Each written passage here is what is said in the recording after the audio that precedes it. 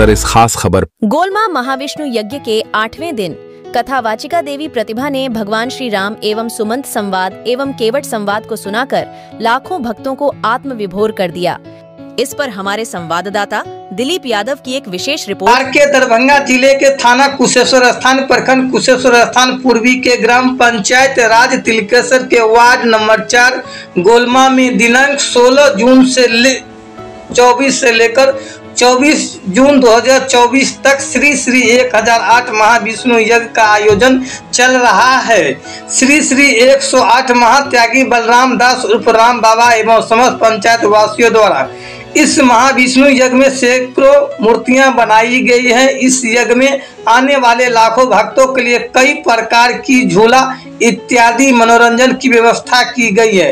इस यज्ञ में अंतर्राष्ट्रीय स्तर के वृंदावन के कथावाचिका देवी प्रतिभा जी के मुख्य बिंदु से यज्ञ के 8वें दिन 2 बजे से शाम 7 बजे तक भगवान श्री राम एवं सुमंत्र संवाद एवं भगवान श्री राम एवं केवट संवाद सुनाकर लाखों भक्तों को आत्म विभोर किया है। बताते चले कि हिंदू मान्यताओं के अनुसार त्रेता युग 4 युगों में से एक है। इससे दूसरा युग माना जाता है। जब सतयुग समाप्त हुआ तो इस युग का आरंभ हुआ था। इस युग में भगवान विष्णु ने 5वां यानी बावन, 6ठा परशुराम और 7वां अवतार राम के रूप में लिया था। यह युग करीब 12,96,000 वर्ष का था। इस युग में लोगों की आयु करीब 10,000 वर्ष होती थी। सबसे लंबा युग सतयुग था जो 17,28,000 वर्ष का था। त्रेता युग ऋषम रूपी धर्म 3 पैरों पर खड़े हुए थे जो दया, सच और स्पर्श के थे। शास्त्रों के अनुसार त्रेता में भगवान विष्णु ने 3 अवतार लिए थे, जिसमें से इस युग का आखिरी और 7वां अवतार श्री राम थे। श्री राम ने अयोध्या के राजा दशरथ के घर जन्म लिया था। श्री राम का विवाह माता सीता के साथ हुआ था। इसके बाद अपने पिता की आज्ञा मानकर श्री राम 14 वर्ष के लिए वनवास गया था। इस दौरान उसके साथ माँ सीता और छोटे भाई लक्ष्मण भी थे। इस दौरान माता सीता से लेकर लंका दहन तक हुआ था और लंकापति रावण का वध किया गया था। दशहरा के दिन भगवान राम से रावण का वध किया गया था। इसके बाद दिवाली के दिन 14 वर्ष का वनवास पूरा करके अयोध्या वापस आए थे। इसके बाद त्रेता युग में भगवान राम ने सरयू नदी में जल समाधि ली थी और द्वापर युग का आरंभ हुआ था। इत्यादि ब्यूरो से दिलीप यादव की रिपोर्ट।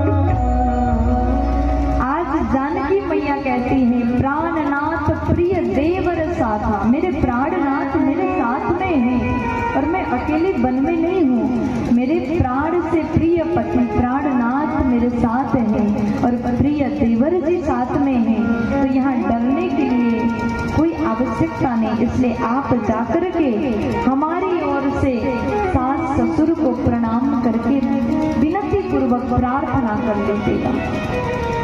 इस बाणी को सुन करके सुमंत्र जी को ऐसा लगा कि जिस प्रकार से पानी से मछली को निकाल करके छोड़ दिया जाए, उसी प्रकार से सुमंत्र को पानी रूपी राम लखन सीता जी को छोड़ करके मछली अकेले वापस लौटना पड़ रहा है।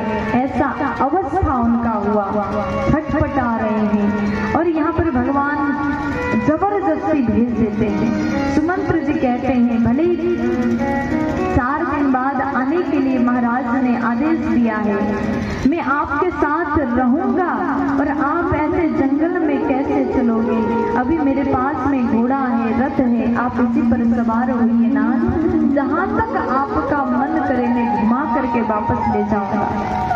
विविध प्रकार से राम जी ने समझाया, फिर भी सुमंत्र जी का लौटने का मन नहीं हो रहा है।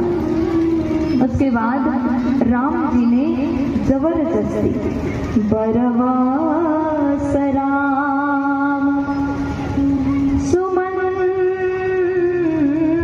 पठाए सुरसारी तीर आप तब आए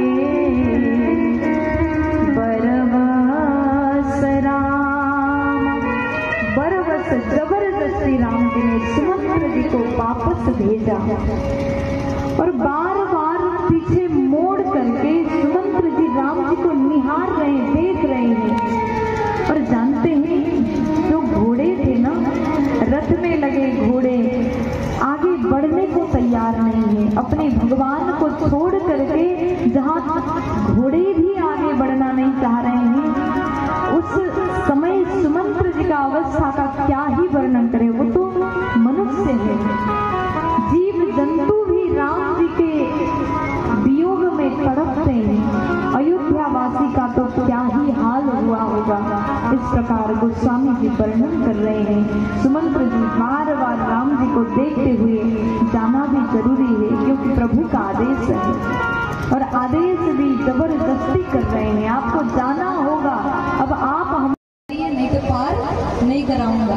यहाँ बहुत सारे नाव है, सबको बुला के देखिए, कोई आएगा आपको पार कराएगा तो मैं भी देखता हूँ। अब एक जगह रूट करके बैठ गए, तो उसके बाद थोड़ी देर बाद फिर लखन भैया बोले भैया कराओ पार, बहुत देर हो रहा है, बहुत दूर जाना है हम लोग। अब उसके बाद में केवट जी बोले तो बस मेरी बात मानो, एक बार चरण धुलवाओ, आपके बड़े भाई से कहिए ना कि एक बार चरण धुलवा लें और उसके बदले में हमको कुछ नहीं चाहिए।